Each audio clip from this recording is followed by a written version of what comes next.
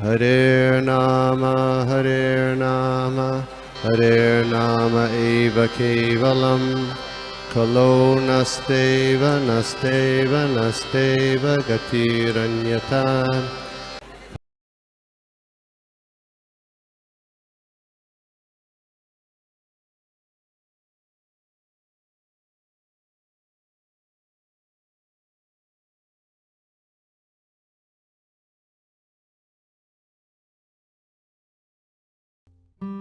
तो आज हम देख रहे हैं श्रीमद् भागवतम का तीसरा स्कंद अध्याय 15 और श्लोक क्रमांक 20। ओम नमो भगवते वासुदेवाय। ओम नमो भगवते वासुदेवाय। ओम नमो भगवते वासुदेवाय। ओम अज्ञानतिमिरान्धस्य ज्ञानाञ्जनशलाकया चक्षुरुन्मिलितं येन तस्मै श्रीगुरुवे नमः। नमा विष्णुपादाय कृष्णप्रेष्ठाय भूतले श्रीमते भक्तिवेदांत स्वामिनिति नाम्ने नमस्ते सारस्वती देवे गौरवाणी प्रचारिणे निर्विशेष शून्यवादी पाश्चात्य देशतारिणे। जय श्री कृष्ण चैतन्य प्रभु नित्यानंद श्री अद्वैत गदाधर श्रीवास आदि गौर भक्तवृंद।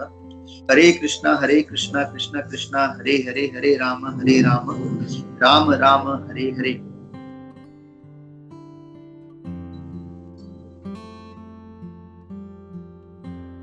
हरे कृष्णा। तो जैसे कि अध्याय का शीर्षक ही है, तो भगवान का जो दिव्य धाम है उसका उल्लेख हो रहा है, description of the kingdom of God. तो यत् संकुलम हरिपदांति मात्र दृष्टे वैदुर्य मार्कट हेम महेर विमाने येषां बृहत् कटितटा स्मित शो विमुख्य कृष्णात्मनानां न राज आदधूर तुष्टमायदाये। तो इसका अनुवाद अनुवाद और तात्पर्य कृष्ण कृपा मूर्ति जगत गुरु श्रील प्रभुपाद द्वारा। श्रील प्रभुपाद की जय। Translation: The inhabitants of Vaikuntha travel in their airplanes made of lapis lazuli, emerald and gold. Although crowded by the consorts who have large hips and beautiful smiling faces, they cannot be stimulated to passion by the mirth, heat and beautiful charms. तात्पर्य छोटा है, मैं जल्दी पढ़ता हूँ। प्रभुपाद के दिव्य जो शब्द है उसका हम आस्वादन करेंगे। Purport: in the material world, opulences are achieved by materialistic person by dint of their labor. One cannot enjoy material prosperity unless he works very hard to achieve it. But the devotee of the Lord who are residents of Vaikuntha have the opportunity to enjoy a transcendental situation of jewels and emeralds. Ornaments made of gold bedecked with jewels are achieved not by working hard but by the benediction of the Lord. In other words, devotees in the Vaikuntha world or even in this material world cannot be poverty stricken as it sometimes supposed. They have an ample opulences for enjoyment, but they need not labor to achieve them. It is also stated that in the Vaikuntha world, the consorts of the residents are many times more beautiful than we find in the material world, even in the higher planets. It is specifically mentioned here that a woman's large hips are very attractive and they stimulate man's passion. But the wonderful feature of Vaikuntha is that although the women have large hips and beautiful faces and are decorated with ornaments of emeralds and jewels, the men are so absorbed in Krishna consciousness that the beautiful bodies of the women cannot attract them. In other words, their enjoyment of the association of opposite sex. In other words, there is enjoyment of the association of opposite sex, but there is no sexual relationship. The residents of Vaikuntha have a better standard of pleasure, so there is no need of sex pleasure. Kam karoti vachalam pangum langayate girim yat kripatam aham vande Shri Guru Dinatarinam Paramananda Madhavam Shri Chaitanya Ishwaram। हरे कृष्णा। तो ये पूरा जो अध्याय है इतना सुंदर जो वैकुंठ लोक का वर्णन किया जा रहा है, तो कभी कभी हमारे मन में ये ख्याल आता रहेगा या आया रहेगा, मतलब जो भक्त है जो ये श्रीमद् भागवतम का पाठ कर रहे हैं और जो अभी धीरे धीरे पता चल रहा है कि भौतिक जगत और आध्यात्मिक जगत में कितना अंतर है, तो हमको लगता रहेगा या मुझे ऐसा लग रहा था कि वो क्या मतलब कितनी मूर्खता होगी वो क्षण जब मैंने सोचा कि मुझे भगवान की सेवा न करते हुए मुझे स्वामी बनना है, और फिर मैं इस भौतिक जगत में आया। तो मतलब ये सारे जब हम वर्णन पढ़ते हैं तो इतना सुंदर जो हम अपने शाश्वत घर, अपने जो भगवान का जो धाम है वहाँ पे इतना हम लोग अच्छी तरह से हमारा वहाँ पे जीवन गुजर रहा था। तो सोचिए कितना मूर्ख था मैं कि मैंने सोचा कि मुझे भी भगवान जैसा बनना है, मुझे स्वामी बनना है और भगवान की सेवा नहीं करनी है, और अब यहाँ पे आके भौतिक जगत में। तो सोचिए कितना सुंदर भगवान का धाम है। हर चीज वहां पे मतलब यहाँ पे बताया गया है, वैडूर्य, मार्कट, हेम, मतलब हर एक जो यहाँ पे हम लोग एक छोटा सा सोने का कुछ खरीदना चाहते हैं तो कितना संघर्ष करना पड़ता है और वहां पे तो मतलब हर चीज तो एक प्रभुपाद जब यहाँ पे थे तो एक सुंदर एक उनका वो एक लीला याद आता है कि जब प्रभुपाद पहले अमेरिका गए और प्रभुपाद ने जब प्रचार कार्य शुरू किया तो सारे जो पाश्चात्य के देश जो थे उनको उतना कुछ पता नहीं था, मतलब भौतिक जगत क्या है, आध्यात्मिक जगत क्या है। और प्रभुपाद बहुत सुंदर वर्णन करते थे ब्रह्म संहिता से कि वृंदावन कितना मतलब ऐश्वर्य है वहां पे, और वो चिंतामणि प्रकर मधु, वो मतलब हर चीज वहां पे जो है, वहां पे कल्प वृक्ष है और हर चीज चिंतामणि मतलब हीरे जवाहरात से वहां पे हर जगह हीरे है, जवाहरात है। इस तरह से वो पूरा वृंदावन धाम है, और वो धाम जो है अभी भी इस भौतिक जगत में है और वो भारत में है। तो एक जो शिष्य थे प्रभुपाद के, जब उन्होंने सुना कि वही धाम जो प्रभुपाद वर्णन कर रहे हैं वो यहाँ पे है और भारत में है वही धाम, तो उसके अंदर बहुत तीव्र इच्छा हुई कि मतलब अगर जो प्रभुपाद वर्णन कर रहे हैं वही धाम यहाँ पे है। तो उसने क्या किया, बिना प्रभुपाद से मतलब पूछे तुरंत अमेरिका से इंडिया आया, दिल्ली में उतरा और तुरंत टैक्सी लेके वृंदावन धाम गया। और जब वहां पे उसने जाके देखा तो उसने बोला, अरे प्रभुपाद ने जो बोला था और वो प्रभुपाद ने कहा था वही वृंदावन अभी भी है, लेकिन यहाँ पे मैं क्या देख रहा हूँ, हर जगह मल मूत्र, गंदगी गंदगी गंदगी। तो उसने क्या किया, तुरंत अगले दिन ही वो वापस वृंदावन से दिल्ली से अमेरिका आया और उसने आके प्रभुपाद को बताया कि प्रभुपाद आपने जो बताया था कि वही जो चिंतामणि, कल्प वृक्ष, हर जगह हीरे जवाहरात से वृंदावन धाम, लेकिन मैं तो जाके आया और वहां पे मैंने केवल गंदगी और मल मूत्र देख के आया, मतलब वो वृंदावन और ये वृंदावन अलग है।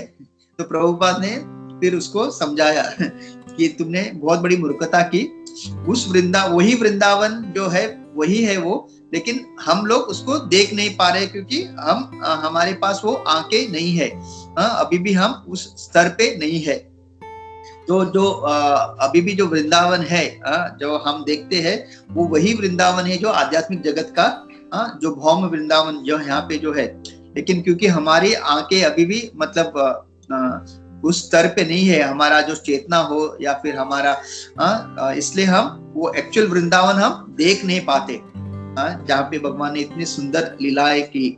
और वो इसलिए प्रभुपाद हमेशा कहते हैं कि जो ये वृंदावन है वो आध्यात्मिक वृंदावन से अभिन्न है, लेकिन हमारी चेतना अभी भी उस स्तर पे नहीं है।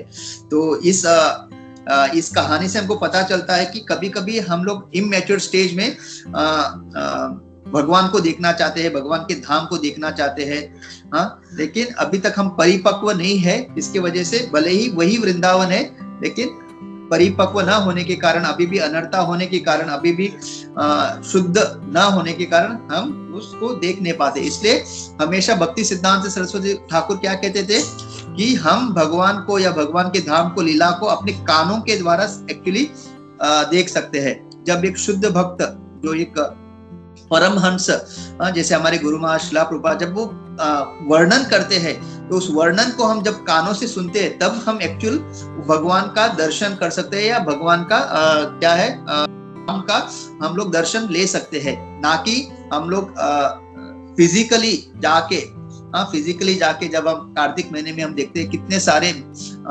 भक्तगण आते हैं वृंदावन में, लेकिन जब तक उस वृंदावन धाम में वो कथा नहीं सुनेंगे और मतलब वैष्णव के द्वारा भगवान का वर्णन नहीं सुनेंगे, एक्चुअल उस धाम का हम आनंद या उस दर्शन नहीं ले सकते।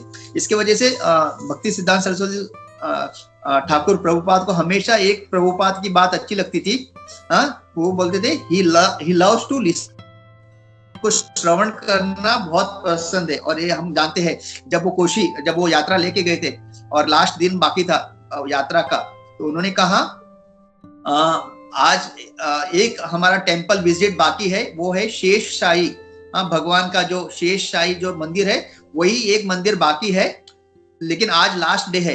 तो आप लोगों के पास ऑप्शन है, या तो आप शेष शाही मंदिर का दर्शन करने जाओ या फिर आप आज कथा में रुको। तो ऑलमोस्ट 90% जो भी यात्रा में थे भक्त, उन्होंने क्या सोचा, वो मंदिर का दर्शन हमको मिस हो जाएगा, इसलिए सब लोग मंदिर के दर्शन के लिए गए और केवल कुछ लोग तो थे कथा सुनने के लिए बैठे थे, और उसमें थे शिला प्रभुपाद। और ऐसा वो कथा ऑलमोस्ट 2-3 घंटे चली, तो उसमें भी कुछ लोग उठ के चले गए, और आखिर में अगर देखा जाए तो ये क्या 2 ही भक्त वो कथा एकदम तीव्रता से सुन रहे थे, और उसमें थे शिला प्रभुपाद। तो फिर भक्ति सिद्धांत सरस्वती गोस्वामी प्रभुपाद ने ये स्टेटमेंट किया था, वो लोग क्या देख सकते हैं, मतलब वो लोग जितने भी लोग शेष शाही दर्शन करने के लिए गए थे, उन्होंने बोला वो लोग क्या देखेंगे अपने आंखों से, एक्चुअल जो देख सकते हैं वो जब वो प्रवचन कर रहे हैं, उनके जो दिव्य वाणी ट्रांसेंडेंटल जो साउंड वाइब्रेशन जब आता है गुरु का, तो उससे ही हम एक्चुअल हम जो क्या है दिव्य धाम, दिव्य भगवान का रूप, उसका दर्शन कर सकते हैं। इस्कॉन इतना प्रचार क्यों बढ़ रहा है, क्योंकि it is a preaching movement.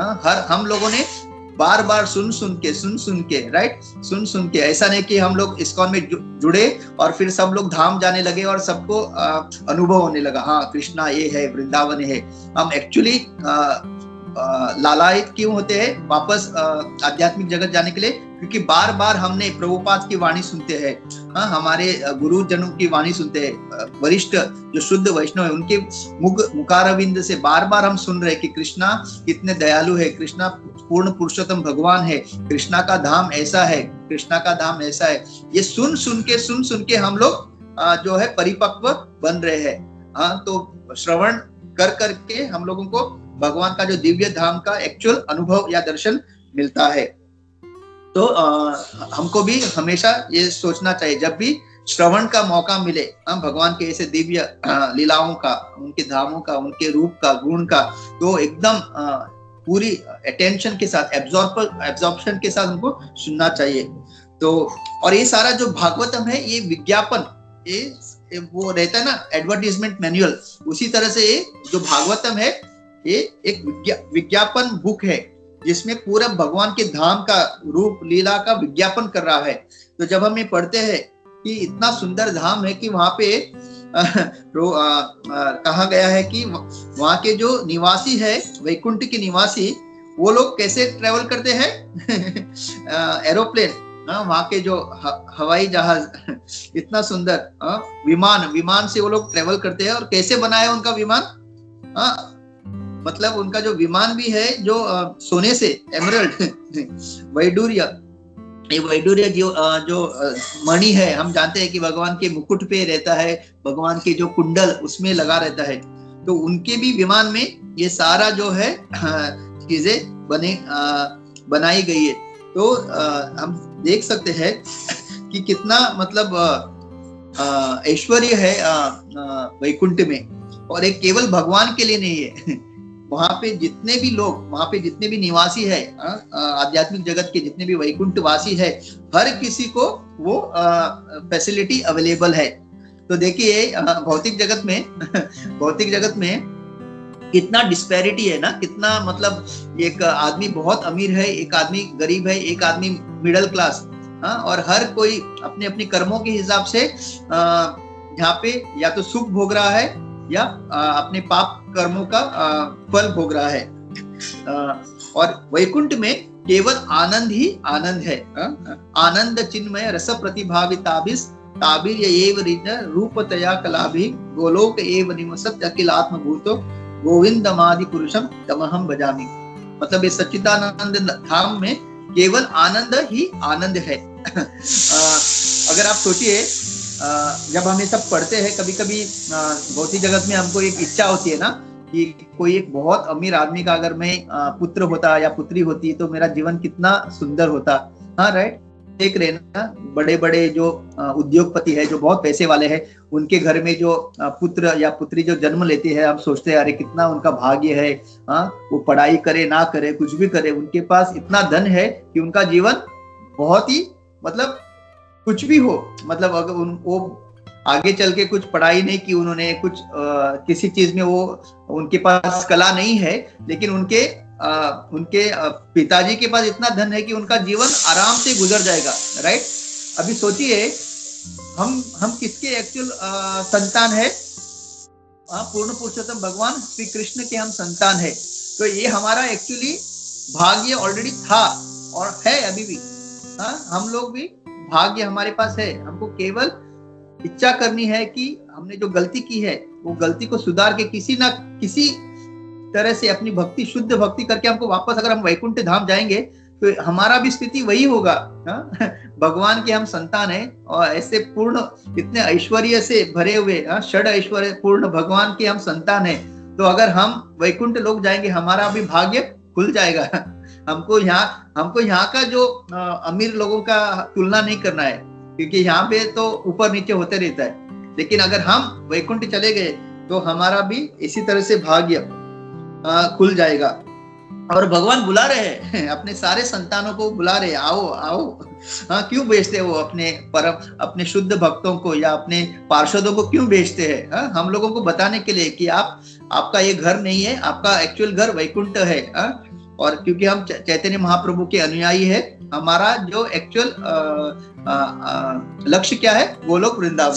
लेकिन अगर हम लोग गोलोक वृंदावन ना जाके वैकुंठ भी पहुंचे तो हमारा जीवन सफल हो जाएगा। तो फिर यहाँ पे प्रभुपाद एक बहुत अच्छा पॉइंट बता रहे हैं कि इस भौतिक जगत में कुछ भी हमको अगर चाहिए, हमारे जीवन में सुधार लाना चाहिए तो हमको कितना मेहनत करना पड़ता है। राइट, जैसे हम जानते हैं कि हम सब भारतीय वासी है। यहाँ पे जब हमको कुछ जॉब नहीं मिलता या उतना हमको पगार नहीं मिलता तो हर कोई विदेश जाने की चेष्टा करता है। कोई अमेरिका जाना चाहता है। बहुत अच्छा प्रभु हमारे मतलब वैष्णव गण कभी कभी ऐसे हास्य मतलब जोकिंगली कहते हैं, मोरा यही अभिलाष अमेरिका दियो वास।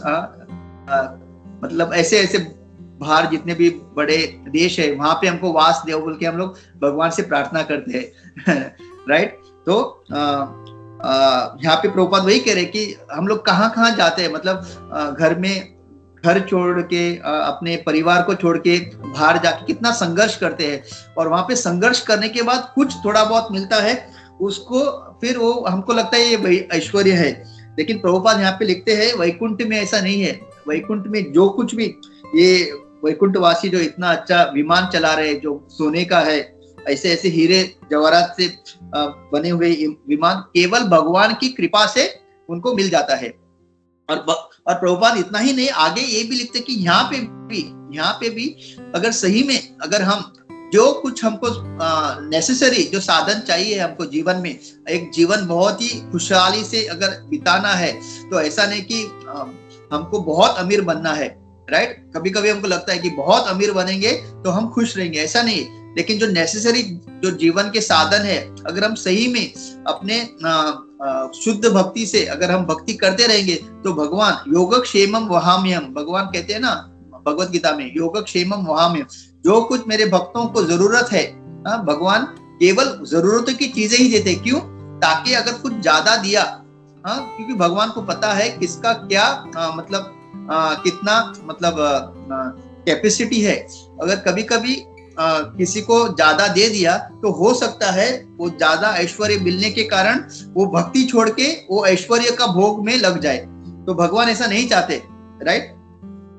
इसलिए भगवान ऐसा नहीं चाहते, इसलिए अपने भक्तों को, अगर वो देख सकता है कि अगर इस भक्त को मैं ज्यादा ऐश्वर्य दूंगा तो ये वो ऐश्वर्य को प्रचार कार्य में लगाएगा या भक्ति में लगाएगा, तो उस व्यक्ति को या उस भक्त को भगवान उतना देंगे। लेकिन अगर देखेंगे कि इस व्यक्ति को अगर मैंने ज्यादा ऐश्वर्य दिया तो ये पक्का भक्ति छोड़ के भौतिकवादी बन जाएगा, एकदम भोग करने लगेगा, तो भगवान उसको वो नहीं देंगे।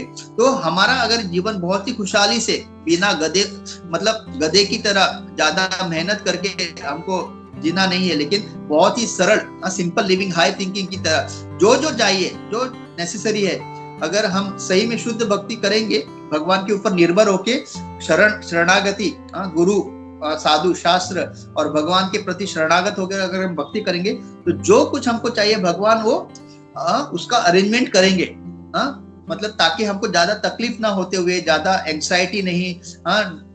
कभी आज का जो पूरा जो समाज है पूरा एकदम स्ट्रेसफुल लाइफ जी रहा है, पूरा एंग्जाइटी में, कल क्या होगा, मेरे बच्चे का क्या होगा, पढ़ाई क्या होगा, इतना महंगाई बढ़ रही है, मेरा जॉब चला जाएगा तो क्या होगा, मेरे ऊपर इतना लोन है, मतलब हर कोई इतना स्ट्रेसफुल। लेकिन वही जो भक्त है वो भगवान के ऊपर निर्भर है, अपना काम बहुत अच्छी तरह से कर रहा है, उसको भगवान के ऊपर पूर्ण विश्वास है कि भगवान मेरा संभाल लेंगे और मुझे जितना चाहिए बस उतना ही भगवान आप देना। और भक्तों की भी ज्यादा मनोकामना नहीं होती उसकी वजह से। तो प्रभुपाद ये बहुत ही सुंदर लिख रहे हैं कि without hard labour you can get, मतलब भगवान आपको प्रोवाइड करेंगे। और वैकुंठ लोक में हर निवासी भगवान की कृपा से उनका हर एक सुविधाएं उनको मिलती है। फिर प्रभुपाद और एक चीज लिखते हैं कि आध्यात्मिक जगत वैकुंठ लोक में भी जो सुंदर स्त्रियां भी है और सुंदर पुरुष भी है। क्या है? सुंदर स्त्री भी है, सुंदर पुरुष भी है, और वो एक दूसरे का संग भी करते हैं। लेकिन बहुत अच्छी बात वहां पे क्या है, क्योंकि दोनों कृष्ण केंद्रित, वहां पे हर कोई कृष्ण को केंद्र में रखता है, उसकी वजह से वो एक दूसरे की सुंदरता को देख के मोहित नहीं होते। और सेकेंडली हम जानते हैं आध्यात्मिक जगत तो बहुत ही शुद्ध धाम है, वहां पे 3 गुणों का प्रभाव नहीं है, रजोगुण, तमोगुण और सत्वगुण। इस तीनों गुणों का प्रभाव ना होने के कारण और सब लोग एकदम आध्यात्मिक स्तर पे होने के कारण, सच्चिदानंद स्तर पे होने के कारण एक दूसरे को देख के मोहित नहीं। यहाँ पे प्रभुपाद लिखते हैं कि जब भौतिक जगत में हम जब एक सुंदर स्त्री को देखते हैं या सुंदर स्त्री एक सुंदर पुरुष को एक बहुत ही अच्छे पुरुष को देखते हैं तो उनके अंदर काम वासना उत्पन्न होती है।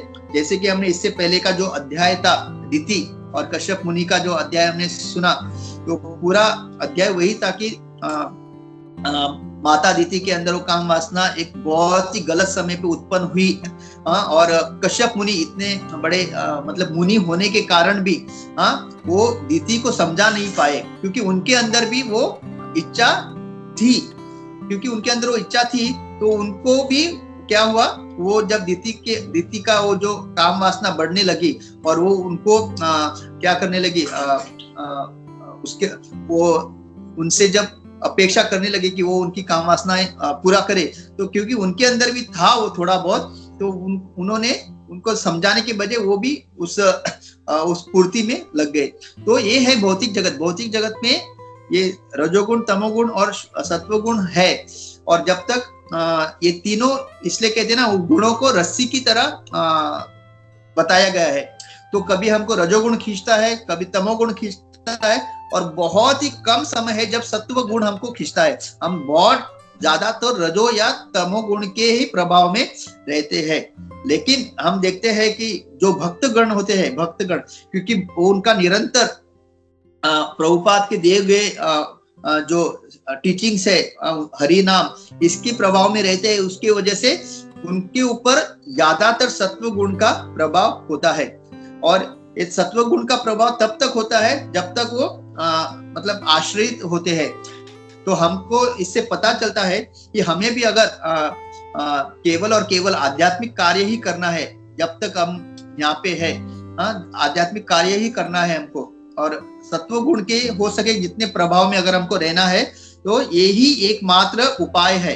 ये जो हरे कृष्ण महामंत्र प्रभुपाद के दिए गए ये जो किताबें हैं, इसको बार बार अध्ययन करना ही एकमात्र उपाय है, जिससे हम लोग ज्यादातर सत्व गुण में रहेंगे। और हम भी जब ये जो ऑपोजिट सेक्स जो को देखेंगे, एक स्त्री जब पुरुष को देखेगी या पुरुष स्त्री को, हम भी विचलित नहीं होंगे, क्योंकि ये मतलब भौतिक जगत इस तरह से बनाया गया है, मतलब माया, मतलब कहते हैं ना माया देवी का ये जगत इस तरह से बनाया गया है, न चाहते हुए भी हम लोग इतना पढ़ते हैं। द बिगेस्ट, मतलब प्रभुपाद ने कहा था कि सबसे बड़ा यहाँ पे अगर जो चीज हमको इस भौतिक जगत में बांधे रखा है, तो वो है ये मैथुन का जो सुख है। यन मैथुनादि ग्रह में सुखम तुच्छम, ये सबसे तुच्छ सुख है। ये हम लोग पढ़ते हैं, जानते भी है, लेकिन भी ये भौतिक जगत है ही ऐसा, मतलब माया देवी का इतना इसमें प्रभाव है, और हम भी इतने बद्ध अवस्था में है, ये सारा पढ़ते हुए भी, जानते हुए भी, जब वो कभी हम एक स्त्री को, मतलब एक सुंदर स्त्री को देखते हैं, न चाहते हुए भी हम लोग क्या करते हैं, अपनी दृष्टि जाती है, और न चाहते हुए भी जो भक्ति में नहीं है, जिनको ये सब ज्ञान है, उनके अंदर काम वासना उत्पन्न होती है। लेकिन वही जो निवासी, जो वैकुंठ निवासी है, क्योंकि वो लोगों के ऊपर ये मतलब हम जानते हैं आध्यात्मिक जगत में ये तीनों गुण का कोई प्रभाव न होने के कारण वो इतने शुद्ध स्तर पे होते हैं, वो जब एक दूसरे को देखते हैं, उनके अंदर कोई भी मतलब वो संग जब करते हैं एक दूसरे का, उनके अंदर कोई भी ऐसी मतलब वासनाएं उनके अंदर उत्पन्न नहीं होती है। तो एक्चुअली वो स्तर हम यहाँ पे जो भक्त गण है, वो स्तर का अनुभव कर सकते हैं, अगर हम भी शुद्ध नाम हमेशा जप करेंगे, हमेशा अपना जो चिंतन है, अपना जो चेतना है, भगवान के दिव्य जो चरण कमल है या उनका जो कमल मुख है, उसके ऊपर हमेशा चिंतन करेंगे। तो अगर निरंतर अगर हमारा पूरा जो एब्जॉर्प्शन है, हमारी जो चेतना है भगवान के अंदर लगी रहेगी, तो हमको भी जब हम ऐसे कुछ इस भौतिक जगत में अगर ऑपोजिट सेक्स को देखेंगे, अगर एक स्त्री पुरुष या पुरुष स्त्री को देखेंगे, उसको वो विचलित नहीं होगा। तो ये हम तभी अनुभव करेंगे जब हम जो क्या कहते हैं दिव्य भगवान का चिंतन करेंगे। सोचिए इस पाश्चात्य देश के जो हमारे सन्यासी है, हमारे गुरु है, मतलब वो लोगों ने मतलब प्रभुपाद के संपर्क में आने के बाद, राइट, संपर्क में आने के बाद इस सारे चीजों को किस तरह से छोड़ा, मतलब उन्होंने प्रभुपाद के दिए गए शिक्षाओं को सही में बहुत ही गंभीरता से स्वीकार किया और उसका पालन किया। नहीं तो इट इज नॉट इजी, मतलब वेस्टर्न वर्ल्ड में इतना कॉमन है, बचपन से वो देखते आ रहे हैं, मतलब ये चारा, मतलब ये सारा जो 4 रेगुलेटरी प्रिंसिपल किस तरह से वहां पे तोड़े जाते हैं, लेकिन उन्होंने ये अनुभव किया प्रभुपाद के टीचिंग को गंभीरता से लेकर। तो अगर वो लोग कर सकते हैं, तो वो लोग प्रूव करते हैं कि अगर हम इस आध्यात्मिक जगत, आध्यात्मिक जो शिक्षाएं हैं, अगर उसको सही में सीरियसली अगर हम उसको फॉलो करेंगे, तो हम भी मतलब इस 3 मोड से, 3 गुणों से ऊपर उठ सकते हैं। और सबसे बड़ा ऐश्वर्य जो भगवान का मतलब है, वो है वृंदावन में, जैसे हम लोग दामोदर लीला में देख चुके हैं। ये सारे ऐश्वर्य तो वैकुंठ में है ही, लेकिन सबसे बड़ा ऐश्वर्य भगवान का क्या है? सबसे बड़ा ऐश्वर्य भगवान का है जो वो वृंदावन में दिखाते हैं। जैसे हम जानते हैं ना, कपिल मुनि अपनी माता देहूति को क्या कहते हैं? मद भयात वाति वातोयम, मद भयात सूर्य तपति, मद भयात इंद्र वर्ष इंद्रो वर्ष इंद्रोति घहति अग्नि मृत्युश्चरति मद भयात। तो ये सारे जो भगवान के डर से सब लोग अपना कार्य कर रहे हैं। जो हवा है क्यों चल रही है? भगवान के डर से। वायु देव जो है हवा को चला रहे भगवान के डर से। फिर इंद्र जो है वर्षा क्यों कर रहा है? भगवान के डर से। अग्नि जो है वो प्रज्वलित क्यों हो रही है? भगवान के डर से। मीटिंग चालू असता, मागे रे आता माझी मीटिंग चालू असता। हांव मागीर येता. ओके हय ओके हय सॉरी. तो भगवान के डर से जो है इंद्र भी वर्षा कराते हैं, अग्नि भी, अग्निदेव, और उसी तरह से मृत्युश्चरति मद भयात्, और जो यमराज जी जो है, ये सारा जो काल का प्रभाव किसके वजह से, यमराज जी अपना कार्य कर रहे हैं भगवान के भय से. मतलब हर चीज जो मतलब बड़े बड़े देवी देवताओं को भी भगवान का भय है, और भगवान अपना ऐश्वर्य दामोदर लीला में दिखाते हैं. वही भगवान जिससे हर कोई डर के अपना कार्य कर रहा है, वो भगवान यशोदा माई के छड़ी से डरते हैं. तो ये एक्चुअल सबसे बड़ा ऐश्वर्य है. ये सब हमने वैकुंठ का ऐश्वर्य तो देख लिया. हाँ, भगवान का बहुत कृपालु भगवान है. अपने जितने भी वैकुंठ में निवासी है, हर किसी को उन्होंने अपने बराबर का ऐश्वर्य दिया है. हाँ, देखिए सोने के विमान में घूमते हैं, वो भी मतलब मुकुट पहन के बहुत आनंद में है. लेकिन इससे भी बड़ा ऐश्वर्य जो भगवान का, जो भगवत धाम का ऐश्वर्य क्या है, वही भगवान जिससे हर कोई डर के अपना कार्य कर रहा है. मया दीक्षेन प्रकृति सूयते सचराचरम. भगवान के अध्यक्षता में ही हर चीज हो रहा है. इवन जो अभी मैंने कहा माया देवी, इस तरह से मतलब भगवान की जो शक्ति है माया देवी इतनी स्ट्रॉन्ग है. लेकिन वही भगवान वृंदावन में अपना सबसे बड़ा ऐश्वर्य क्या दिखा रहे हैं. एक अपनी माँ की छड़ी को देख के वो भयभीत होके भाग रहे हैं, रो रहे हैं. माँ से रो के बोल रहे कि वो छड़ी फेंक दो, पहले छड़ी फेंक दो, नहीं तो मैं रोना बंद नहीं करूंगा. मुंह श्वास, इतने जोर से श्वास ले रहे हैं, और ये नाटक बिल्कुल नहीं कर रहे. भगवान नाटक नहीं करे, भगवान सही में डरे. इतने डर गए कि यशोदा माई भी डर गई. अरे लाला तो बहुत डर गया है, और तुरंत उन्होंने छड़ी फेंक दी. ये है भगवान का एक्चुअल ऐश्वर्य.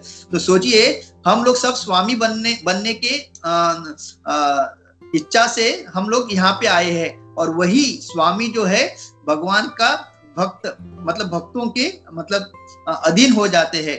तो देखिए शुद्ध भक्ति में कितनी ताकत है. तो हम भी ये सारा आनंद जो ऐश्वर्य वैकुंठ का, हम भी उसका आनंद ले सकते हैं. और उसका केवल एक ही उपाय है, वो है शुद्ध भक्ति.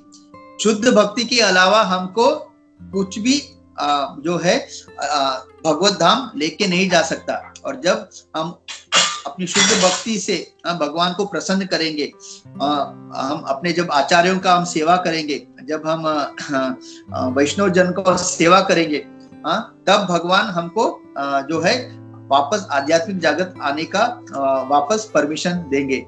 और हमको पूरे मतलब सबसे बड़ा जो चीज है ईर्ष्या मुक्त होके जब हम भक्ति करेंगे, तभी तो ये सारा जो भगवत धाम का जो इतना सुंदर वर्णन हम लोग वहां से आ गए हैं, लेकिन वो इतने सालों से हम यहाँ पे हैं तो हम भूल गए हैं. तो ये भागवत हमको वापस याद दिला रहा है, आपका घर ऐसा है. आप पहले पता है सोने की विमान में चलते थे. भगवान का हर रोज आपका दर्शन होता था. और कुछ लोग जो वृंदावन से आए हुए वो तो रोज भगवान के साथ गैया चराने के लिए कहाँ जाते थे, वन में जाते थे. और वहां पे और एक ऐश्वर्य गोवर्धन ऐसा ऐश्वर्य जगह है. अगर हरिदास्य वर्य वो जो अगर अध्याय पढ़ोगे भागवतम में, गोवर्धन इतना ऐश्वर्य पर्वत है. तो भगवान के लिए कंद मूल, फिर वो जब वहां पे थक के बैठते हैं तो उनके लिए एसी मतलब कहते हैं कि गर्मी के दिन में वहां पे ठंड होती है अंदर, और ठंडी के दिन में अंदर गर्मी होती है. और फिर भगवान को अलंकृत करने के लिए इतने सारे अंदर गुफाएं हैं, अलग अलग गुफाओं में कहीं पे हीरे जवाहरात, मतलब भगवान का अलंकृत करने के लिए, पीने के लिए अलग अलग जूस. प्रभुपाद लिखते हैं वहां पे तात्पर्य में कौन से जूस है. मतलब ऐसा पर्वत, मतलब वृंदावन भी आप ऐसा मत सोचिए कि वृंदावन में ऐश्वर्य नहीं है. गोवर्धन पर्वत में ही इतना ऐश्वर्य है. फिर सोने के लिए बहुत सुंदर बेड. और अगर बीच में भूख लगी, जैसे हम लोग जब ऑफिस जाते हैं हम टिफिन लेके जाते हैं, अगर बीच में भूख लग गई तो हमको कुछ नहीं है, क्योंकि अगर वो टिफिन खा लिया तो लंच टाइम में कुछ नहीं रहेगा. लेकिन ऐसा नहीं, यशोदा माई जो टिफिन देती है भगवान आराम से लंच टाइम में खाते हैं. लेकिन बीच में भूख लगी तो गोवर्धन के पास हर कुछ है, कंद मूल ऐसे पदार्थ है जो भगवान आराम से खा के संतुष्ट हो सकते हैं। और गोवर्धन का जो जो घास है वो ऐसे कहते हैं कि जो सूर्य भगवान भी जब ऐसे अपना पूरा दिन का देखते रहते ना, देखभाल करते रहते, तो अपने घोड़ों को लेके जब अपने रथ पे जाते रहते तो स्पेशली गोवर्धन पर्वत पे आके वो उनके घोड़ों को वो घास खाने लगाते। इतना स्वादिष्ट, इतना सुगंधित, हाँ, इतना मतलब पुष्टिवर्धन वो घास है। तो ऐसा भगवान का धाम है जो तीनों गुणों से परे है। वहां पे कोई तीन गुणों का क्या कहते हैं, वहां पे तीन गुण नहीं रहते। तो ऐसे धाम का यहाँ पे इतना सुंदर वर्णन किया है। तो हमको सही में ये विज्ञापन सुन के जैसे हम लोग सुनते हैं ना, ऑफर 20% ऑफ, 90% ऑफ, तुरंत भागते हैं कुछ लेने के लिए। तो जब हम ये सब सुनते हैं, इट इज लाइक ऑफर। भगवान हमको ऑफर दे रहे, आ जाओ वापस अपने घर और आनंदित रहो। ये स्ट्रेसफुल लाइफ से आनंद मतलब मुक्त हो जाओ और वापस आके आनंदित रहो। मैं हूँ तुम्हारा हर चीज का देखभाल करने के लिए। हमको 9 to 5 ऑफिस जाना, ये वो सब कुछ नहीं करना है, केवल भगवान के साथ आनंदित रह के अपना जो शाश्वत जो अपना जो जीवन है उसका लाभ उठाना है। तो सुंदर है, प्रभुपाद की कृपा से हमको ये मिला है। तो हमको एक्चुअली इसका पूरा लाभ उठाना चाहिए और वापस जाना चाहिए। अपना जो वहां पे सोने का विमान रुका हुआ है पार्क करके, तो चलते हम सब लोग प्रभुपाद की कृपा से भक्ति करके शुद्ध और एक दूसरों का सेवा करके वैष्णव बिना वैष्णव अपराध किए हम लोग वहां पे जाने का हमको आतुरता होनी चाहिए। तो मैं ये कह के रुकता हूँ। बहुत बहुत धन्यवाद। श्रीमद ग्रंथराज श्रीमद भागवतम की जय, श्रील प्रभुपाद की जय, श्रील गुरुदेव की जय। जय श्री गौतम हरि हरि बोल। हरे कृष्णा।